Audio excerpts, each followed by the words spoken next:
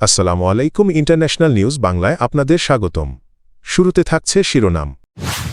Opaque থেকে বেরিয়ে যাওয়ার ঘোষণা দিল আরব আমিরাত। হরমুজ প্রণালী নিয়ন্ত্রণের অধিকার ইরানের আছে, রাশিয়া।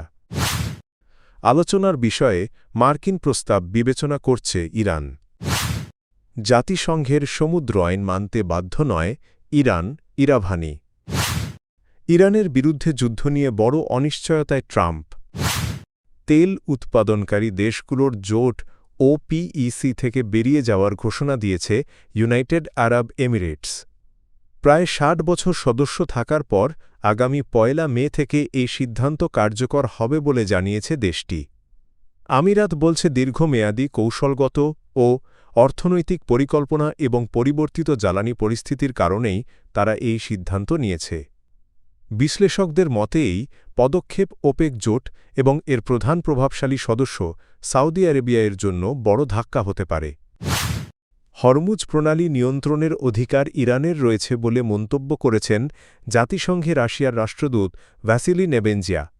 জাতিসংঘে দেওয়া বক্তব্যে তিনি বলেন, যুদ্ধ পরিস্থিতিতে কোনো উপকূলীয় দেশ নিজেদের নিরাপত্তার জন্য জলসীমায় জাহাজ চলাচল সীমিত করতে পারে। তিনি অভিযোগ করেন, পশ্চিমা দেশগুলো ইরানের ওপর একতরফাভাবে দায় চাপানোর চেষ্টা করছে। একই সঙ্গে ইউরোপীয় দেশগুলোর সমালোচনা করে তিনি বলেন, কৃষ্ণ সাগরে রাশিয়ার বাণিজ্যিক জাহাজে হামলায় সমর্থন দিয়ে তারা আন্তর্জাতিক আইন লঙ্ঘন করছে। পশ্চিমা দেশগুলোর আচরণকে ভণ্ডামি উল্লেখ করে তিনি তাদের জলদস্যুতার সঙ্গে তুলনা করেন। বিশ্লেষকদের মতে এই বক্তব্য বৈশ্বিক কূটনৈতিক উত্তেজনা আরও বাড়াতে পারে। যুক্তরাষ্ট্রের সঙ্গে নতুন করে আলোচনার অনুরোধ বিবেচনা করছে ইরান। আন্তর্জাতিক গণমাধ্যমের খবরে জানা গেছে, পাকিস্তানে সম্ভাব্য সংলাপ ভেস্তে যাওয়ার পর তেহরান এখন নতুন কৌশল নিয়ে ভাবছে। ইরান জানিয়েছে তারা এখনও আনুষ্ঠানিক কোনো জবাব দেয়নি, তবে যুদ্ধের অবসানকে অগ্রাধিকার দিয়ে একটি নতুন প্রস্তাব প্রস্তুত করা হচ্ছে। দেশটির কর্মকর্তারা বলছেন, প্রথমে যুদ্ধ বন্ধের পর নিরাপত্তার নিশ্চয়তা ও আস্থা পুনর্গঠন এই ধাপগুলো সম্পন্ন করেই পরবর্তী আলোচনায় যেতে চায় তারা। এছাড়া পারমাণবিক ইস্যুসহ অন্যান্য বিষয়ে আলোচনা শুরুর আগে ভবিষ্যতে আর কোনো হামলা না চালানোর নিশ্চয়তাও চাইছে ইরান। বিনিময়ে হরমুজ প্রণালী পুনরায় উন্মুক্ত করার ইঙ্গিত দিয়েছে দেশটি। বিশ্লেষকদের মতে এই প্রস্তাব মধ্যপ্রাচ্যের চলমান উত্তেজনা কমাতে নতুন সম্ভাবনা তৈরি করতে পারে। হরমুজ প্রণালী নিয়ে উত্তেজনার মধ্যে নতুন মন্তব্য এসেছে ইরানের পক্ষ থেকে।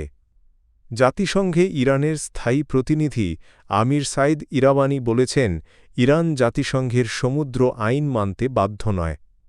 তিনি জানান, বর্তমান অস্থিতিশীল পরিস্থিতিতে উপকূলীয় নিরাপত্তা নিশ্চিত করতে ইরান এই ধরনের পদক্ষেপ নিচ্ছে।